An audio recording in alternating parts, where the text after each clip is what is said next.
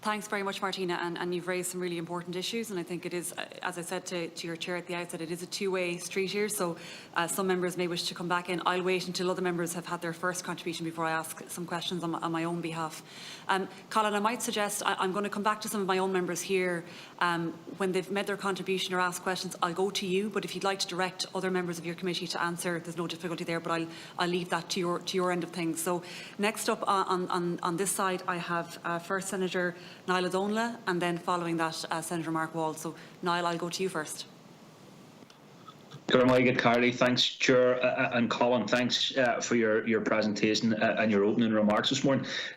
I suppose at this stage, I don't have a huge amount of questions to ask of the committee, but I do have a couple of observations and potential proposals going forward, Colin. And first of all, I want to agree with what you said in your opening remarks, and indeed it was added on by my own colleagues in the Assembly around the importance of tempering our language, given the events of the weekend. I think that's really key, and certainly approaching it in that very sincere and genuine spirit. Both myself and my Seanad colleague, Senator Michael McDowell, raised this in the Seanad yesterday because there are fundamental questions that need to be asked, and there are answers, very important answers that we need to get. And I know Martina has raised certainly some of that to see if perhaps at our end we could shine a light, and certainly I will go in pursuit of that as much as I can here in Leinster House. And I think it's also important on reflecting on last night and the news this morning around the threats to the workers in Laurenport. We'll have to be, first of all, ensure that a very clear message goes from both our committees that we send our solidarity and our support to them, and the PSNI needs to pursue that vigorously in terms of any threats. But I do agree that, at the heart of this, the protocol and the withdrawal agreements have to be protected. As imperfect as they are, they, I think, take priority in this context. So I think it has been touched on by some of my colleagues, and going forward, Chair, I think we need to actually probably task the officials from both committees to arrange some follow-up meetings on this, because there is a lot of detail. There's a lot of shared information required. My colleague Jim Gibney, who works with me here in the Seanad, always says he prefers to light a candle than curse the dark.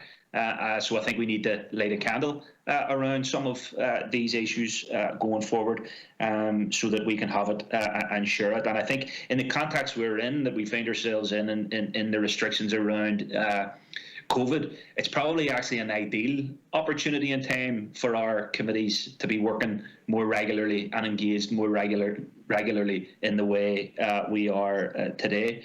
One thing, Colin, as Chair, I would maybe suggest that we could take on going forward is the issue of continued access for citizens in the North, and by citizens I mean all citizens, to schemes like Erasmus, the European Health Insurance Card.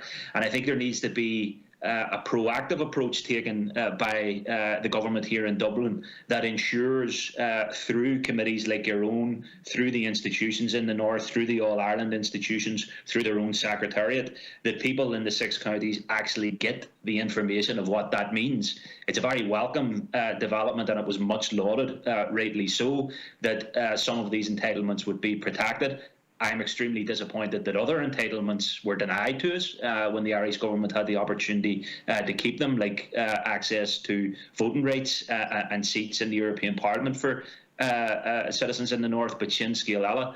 I think what we need from our end is to ensure that the Irish government are engaged in a proper communication strategy, in a proper engagement process. I understand and appreciate the COVID dynamics, but this is really required. There's no point saying to someone in Amma or Martina's constituency, a young person, you'll have continued access to Erasmus, and then not tell them how they're going to avail of it. Or once we get through all this and people will have access to the European Health Insurance Card, but they don't know how that system's going to work.